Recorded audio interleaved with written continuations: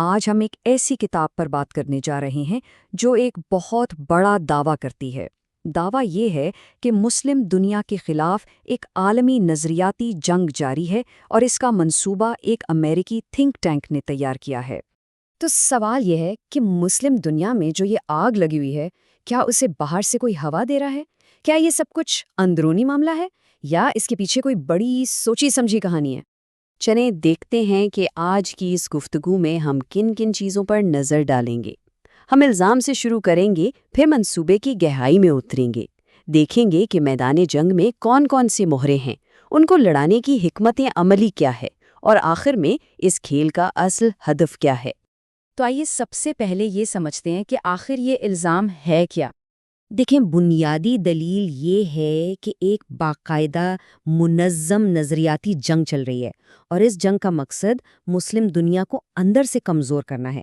یہ کوئی ٹینکوں اور میزائلوں کی جنگ نہیں، یہ خیالات کی، میڈیا کی اور پالیسیوں کی جنگ ہے۔ مقصد سیدھا سادہ ہے، مسلمانوں کو آپس میں ہی اتنا الجھا دو کہ وہ ایک دوسرے کو ہی دشمن سمجھنے لگیں اور ان کی جو اجتماعی طاقت ہے وہ بکھر کر رہ جائے۔ اچھا، اگر یہ ایک جنگ ہے تو بھئی اس کا کوئی پلان، کوئی بلو پرنٹس بھی تو ہوگا۔ کتاب کہتی ہے بالکل ہے، اور وہ ایک ایسی جگہ سے آیا ہے جہاں سے سن کر آپ چونک جائیں گے۔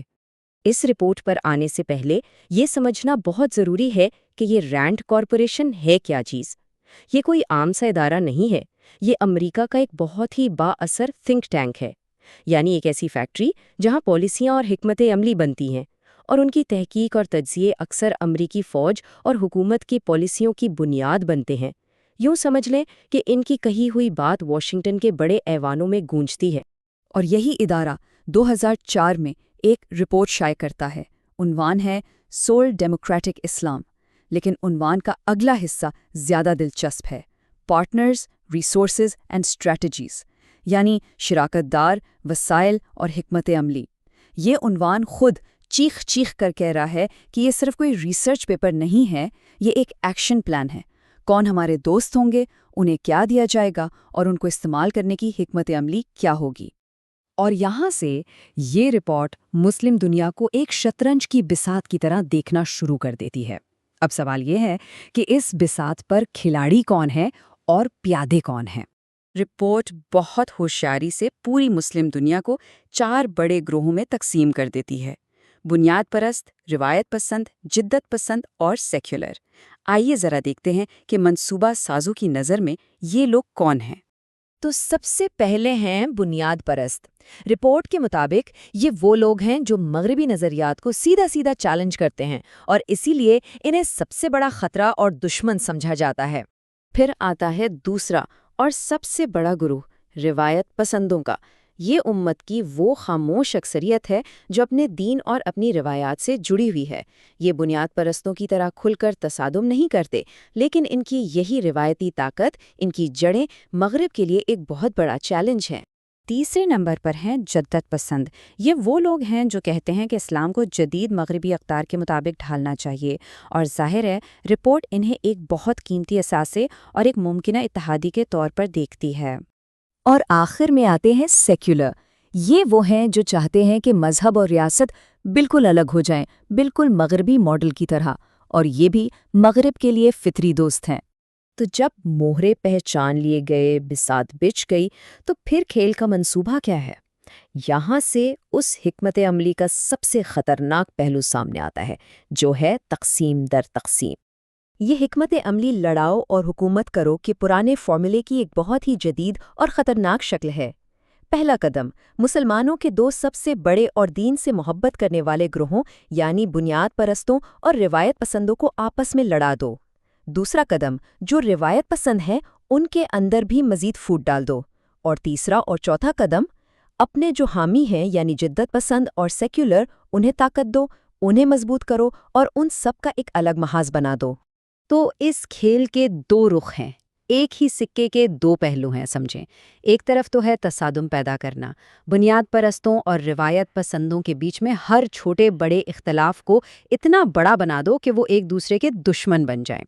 اور دوسری طرف ہے سرپرستی کرنا، یعنی جدت پسندوں اور سیکولرز کو پیسہ دو، میڈیا پر جگہ دو، ہر طرح کی مدد کرو تاکہ وہ ایک متبادل لیڈرشپ کے طور پر سامنے آئیں۔ یہ نقطہ، یہ اس پوری حکمت عملی کی جان ہے۔ رپورٹ صاف صاف کہتی ہے کہ ان دو گروہوں، بنیاد پرست اور روایت پسندوں، کو کبھی بھی اکٹھا نہیں ہونے دینا، ان کے اتحاد کو ہر قیمت پر روکنا ہے۔ اب ذرا سوچئے، قرآن پاک میں اللہ تعالیٰ کیا فرماتا ہے؟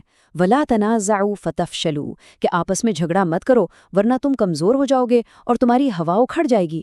یہ شیطانی حکمت عملی عین اسی خدائی حکم کے خلاف کام کرتی ہے۔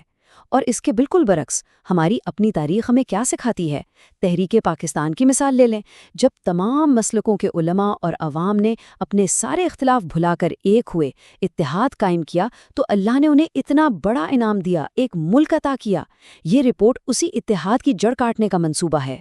اچھا، اس ساری بساط کے پیچھے، ان تمام چالوں کے پیچھے اصل ہدف کیا ہے؟ اس کھیل کا اینڈ گیم کیا ہے؟ کتاب کے مطابق اصل ہدف ہے مسلم دنیا کی اجتماعی طاقت کو ختم کرنا۔ اور یہ اجتماعی طاقت کیا چیز ہے؟ یہ ان کا نظریاتی اتحاد ہے، ان کے معاشی وسائل ہیں، اور ان کی وہ سیاسی آواز ہے جو جب مل جائے تو ایک عالمی طاقت بن جاتی ہے۔ تو مقصد یہ ہے کہ مسلمانوں کے جو سب سے مخلص گروہ ہیں انہیں آپس کی لڑائیوں میں اس طرح پھنسا دو کہ وہ کبھی سری نہ اٹھا سکیں، اور ان کی جگہ پر ایک ایسے جدید یا ماڈریٹ اسلام کو آگے بڑھایا جائے جو عالمی طاقتوں کے مفادات کے لیے کوئی چیلنج نہ بنے بلکہ ان کے تابع رہے۔ تو چلیں اس ساری بات کو سمیٹتے ہیں۔ خلاصہ یہ ہے کہ ایک مبینہ مغربی حکمت عملی کی بات ہو رہی ہے جس کا بلو پرنٹ رینڈ کارپوریشن کی رپورٹ کو کہا جاتا ہے۔ یہ حکمت عملی مسلمانوں کو نظریاتی گروہوں میں بانٹتی ہے اور پھر ان کے درمیان تصادم پیدا کرتی ہے تاکہ ان کی اجتماعی طاقت کو توڑا جا سکے۔ تو آخر میں یہ سوال ہمارے ذہنوں میں رہ جاتا ہے کہ اگر بیرونی طاقتوں کی سب سے بڑی حکمت عملی ہی ہماری اندرونی تقسیم کو استعمال کرنا ہے، تو پھر یہ ہمارے اپنے اندرونی اتحاد کی طاقت اور اہمیت کے بارے میں کیا بتاتا ہے؟